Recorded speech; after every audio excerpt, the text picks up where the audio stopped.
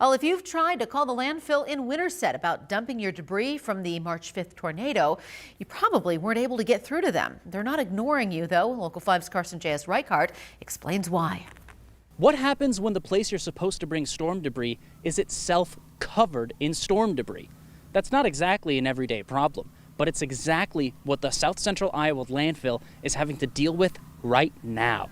Landfills usually aren't the prettiest places in the world, but adding tornado damage to the mix, it's a recipe for disaster. Here in Winterset, the landfill's main office was leveled by the twister, and that's just the start of their problems. We have no idea where anything went.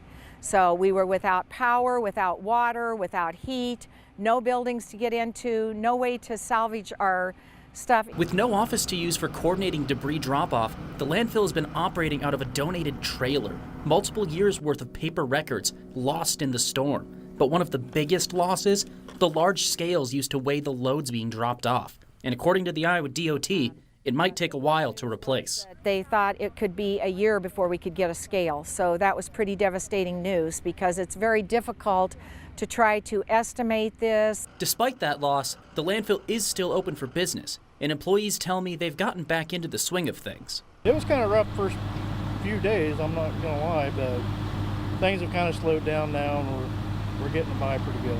But that wouldn't have been possible without some help from volunteers. From that donated trailer to free lunches on long days, there's been plenty of support when it mattered most. Beeler's Natural Port gave us a computer to use. The county gave us another one. So we're slowly but surely getting so we can get a little bit of stuff done. In Winterset, Carson J.S. Reichart, Local 5 News. We are Iowa.